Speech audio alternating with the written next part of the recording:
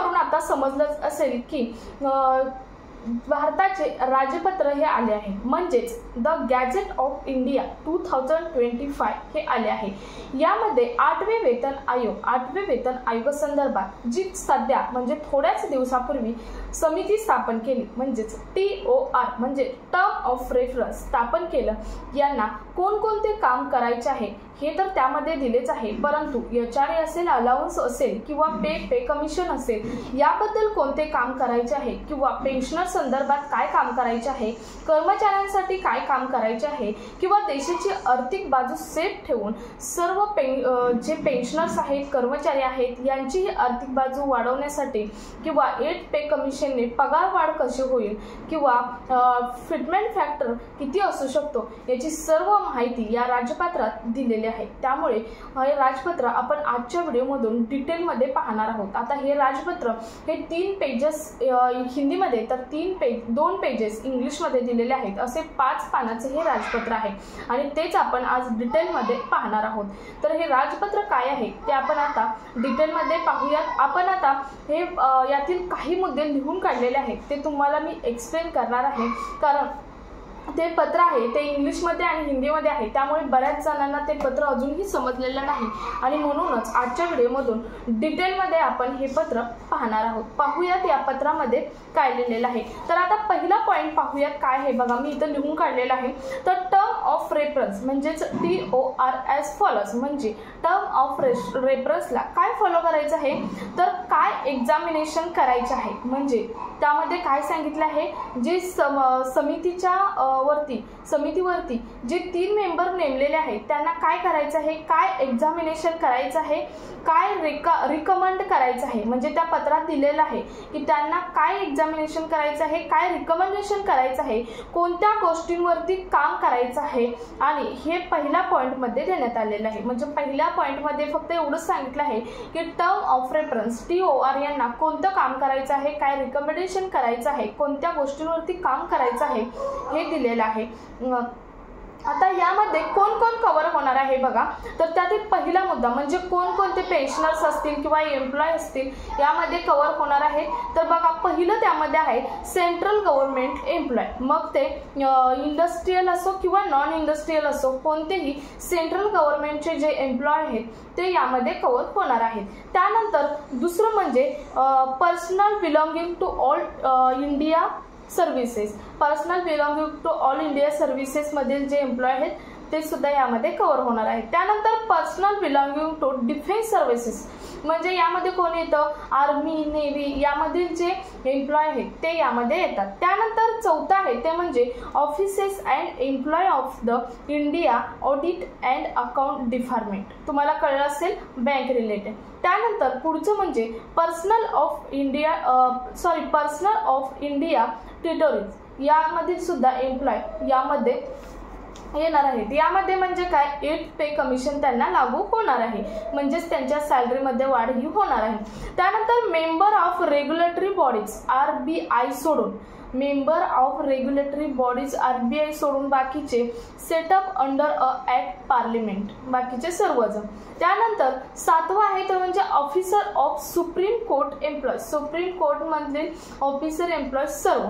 त्यानंतर officer and employees of high court, हायकोर्टामधील सुद्धा जे ऑफिसर एम्प्लॉय आहेत त्यांना सुद्धा हे 8 पे कमिशन लागू होणार आहे। त्यानंतर आहे बघा स्टडीज ऑफिसर, त्यामध्ये सब ऑर्डिनरी कोर्ट हे सुद्धा यामध्ये आहे।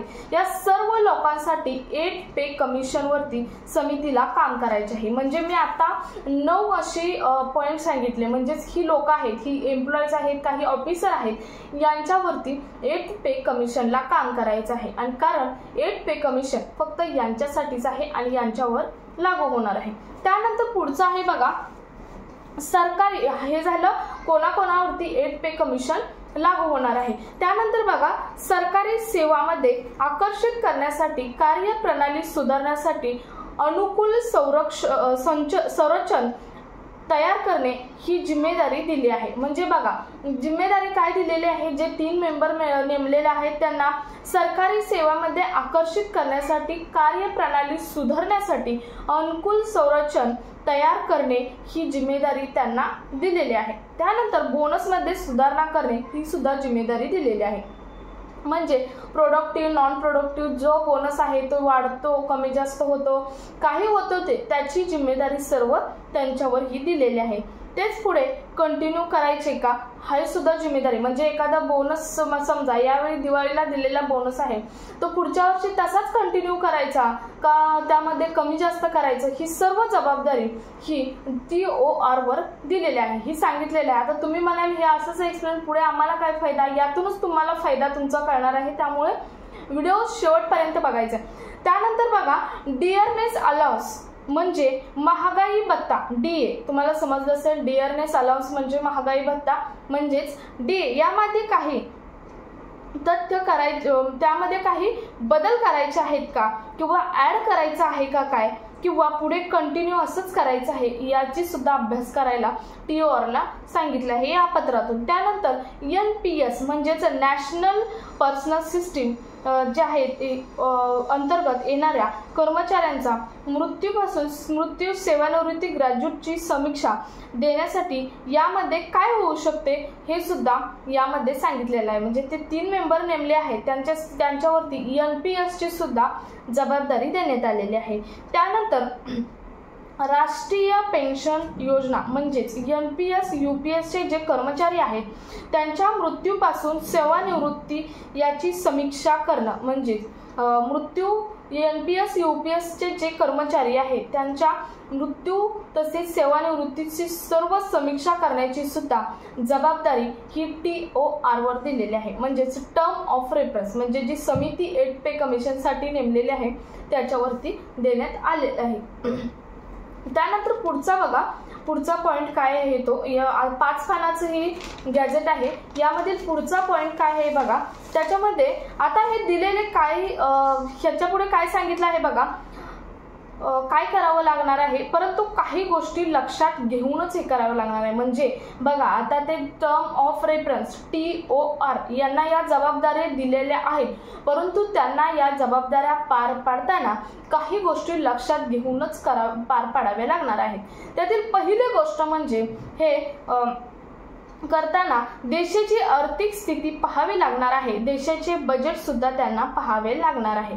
म्हणजे मी आता सांगितलेलं कोणाकोणाला 8 पे कमिशन लागू करायचं त्याचा प्रत्येक मी 9 तुम्हाला 9 प्रकारचे जे कर्मचारी आहेत ते तुम्हाला मी सांगितलेले आहेत। डिफेन्स असेल बाकी कुठले कुठले 9 प्रकार सांगितलेले आहेत कर्मचारी, त्यांना 8 पे कमिशन लागू करताना देशाच्या आर्थिक स्थितीचा आणि बजेटचा सुद्धा अभ्यास करणं हे तितकंच महत्त्वाचं असल्याचं सरकारने या राजपत्रातून म्हणजे द गॅझेट ऑफ इंडिया 2025 मधून सांगितलेलं आहे।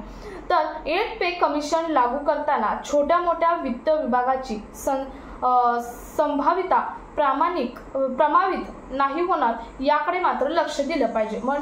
म्हणजे बघा 8 पे कमिशन ही जी समिती असते ही TOR असतं यासाठीच नेमलेलं असतं की एखादा वेतन आयोग लागू करायचा असेल तर त्याचा अभ्यास हा तितकाच महत्त्वाचा असतो आणि त्या अभ्यास करण्यासाठीच ही समिती म्हणजेच TOR हे नेमलेलं असतं। ही 8वे वेतन आयोगातील दुसरी स्टेप आहे आणि दुसऱ्या स्टेपला हे दिलेलं काम आहे। यातून तुम्हाला काय समजणार आहे ते मी तुम्हाला पुढे जाऊन सांगणार आहे। त्यानंतर बघा एकत्रित काय तर भारताच्या तर तुम्हाला यामध्ये थोडक्यात काय समजलं या राजपत्रामध्ये थोडक्यात हे दिले आहे की TOR आता जो स्थापन झाला ज्याची समिती नेमण्यात आली या समितीला काय काय काम आहे। आता तुम्ही म्हणाल त्यांचं काम आम्हाला काय फायदा, परंतु तुम्हाला हे यातून हे समजलं असेल की कोणत्या एम्प्लॉयला 8 पे कमिशन हे लागू होणार आहे किंवा कोणत्या पेन्शनधारकांना 8 पे कमिशन हे लागू होणार आहे तुम्हाला आता या व्हिडिओमधून समजलं असेल। सर्वात महत्त्वाचा हा व्हिडिओ होता तुम्हाला 8 पे कमिशनचं राजपत्र जे की लगेच येतं परंतु खूप दिवस झालं हे पेंडिंग होतं आणि तेच राजपत्र आलेलं आहे आणि तेच राजपत्र आपण आजच्या व्हिडिओमधून डिटेलमध्ये पाहिलेलं आहे। सो हा महत्त्वपूर्ण व्हिडिओ जास्तीत जास्त पेन्शनधारक कर्मचारी असेल गव्हर्नमेंट कर्मचारी असेल सर्वांपर्यंत शेअर करा। भेटूयात पुढचे एका नवीन अपडेट सोबत, तोपर्यंत